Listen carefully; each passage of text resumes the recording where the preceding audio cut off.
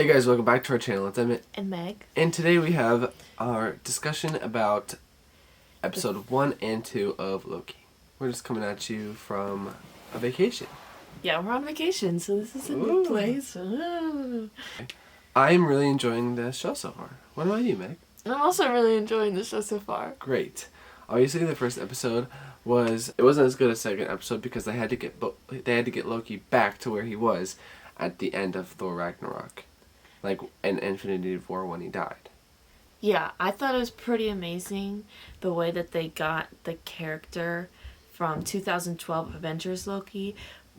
Not completely as we saw in the second episode, but pretty much like to where he was in Infinity War, which was like a lot of character development to do in a single episode. Yeah. And even though a lot of people were saying that it felt really exposition heavy, like it had to be. It had to be to get him there. We don't want to hang out with 2012 Avengers Loki. Like he's a very vengeful, angry, hateful dude. Mm-hmm. And we've seen him come so far. It just like would not be satisfying as a viewer to go back and watch him act like that again. Mm-hmm. So I'm glad they got that out of him. Also, this Agent Mobius as a character is like a really good opposite for him to kind of check his... He's very agreeable. Which I don't think Loki is used to. No, because like every time Loki says something, he's like, I know, or okay. And I like when he says that. Their interaction is really, really great. It's really fun to watch. And like Bucky and Sam are like this. Yeah. But Loki and Mobius are like this. Oh, yeah. And Loki's like, what? And Mobius is like, yeah. Yeah. Yeah, he like lets him. Yeah. And so Loki's like, what? Loki. But honestly, I enjoy the talking parts more than the action parts. Like the dialogue in the show is so good.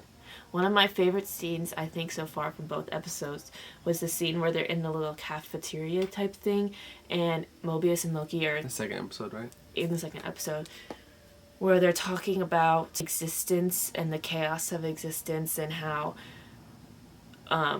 if you think about it for too long, if you think about weird. Anybody's origin story for too long, it's too weird.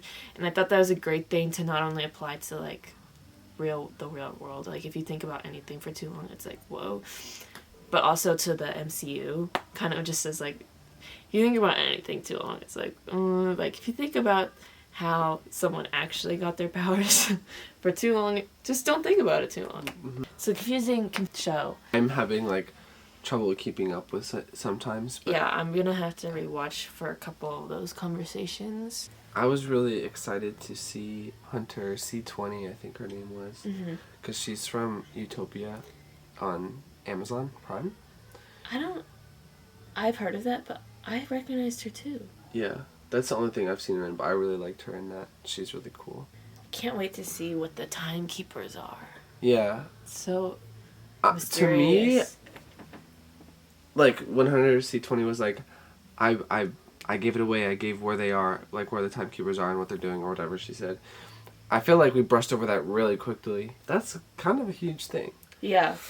Part of me is like, is all of this TVA crap, is it even real? Yeah. Like, is this propaganda? Like, is this... Loki just really like put some thoughts in my head when he was having that conversation with Mobius when he was like, do you really believe all this stuff? The second episode was just so good, when Loki figures out that the Loki variant is hiding in an apocalypse. And in the future, which was fun. Future, because of the candy. And so they go to... Yeah, that callback to like the very beginning of episode. So they go to Alabama, where there's a hurricane happening, and they go to Roxcart. Yeah, which is very exciting. Which is cool. Set up for the future. And that's where this Loki variant is hiding, and we get a really cool scene where there's like switching actor and Loki is having a conversation with themselves. Before we get any further, I want to say that when they first traveled to Roxcart, there's the first shot of Roxcart, and the music was playing, and the storm was storming, and the fires were exploding, and it was like so dark, and it was just, and the music was so good. The music was so good. I haven't been enjoying the music a lot. The trailer, the da-da-da-da-da. Yeah, it's so fun. Good. It's so I get to see more of Loki's powers, though. Similar. Yeah, and like some explanation, which was funny. I'm excited to see the explanation for this Lady Loki variant person. Yes, it's Lady Loki. I didn't think that, but I had suspicions because of Grace Randolph. I'm not sure of her exact motives, but she succeeded because the timeline is going... It was pretty epic. Haywire. It was pretty epic. Like, go off, I guess. We saw some really cool names when they were showing the screen at the TVA. Where they were happening. Yeah, like where the little things that reset the timeline. Where they all went. It showed like where they all went, and there was a lot of familiar places that we've been to in the MCU, which was really cool. Ego. Like Ego. Of course, that was a apocalypse because everything was destroyed. Xandar. Hala was on there. I really like the TVA's aesthetic. Yeah, it's like that's 70s-ish, retro-ish. Yeah. Like they use a mix of all different kinds of technologies. I guess we're gonna see Loki is like now with Lady Loki wherever she went, which is crazy. And poor Mobius thinks that Loki betrayed him. Which sucks because we were just starting a budding friendship. I want to see them go on jet skis together. Your thoughts on Lady Loki? Personally, I don't like the way she looks. Nothing against the actress or anything. I just think that it would have been cooler if she looked more like Loki. But like from everything I'm seeing on Twitter, she looks more like Enchantress. Well, she looks like a mix between Lady Loki and Enchantress. But apparently in the credits, she was credited as a character named Sylvie. Yeah, I saw that. And apparently... Which is an Enchantress thing. Yeah, and apparently the little girl at the beginning was named Sylvie. Oh, really? Apparently. I don't know. Nothing against blondes, obviously. I just didn't want her to be blonde. I don't know why.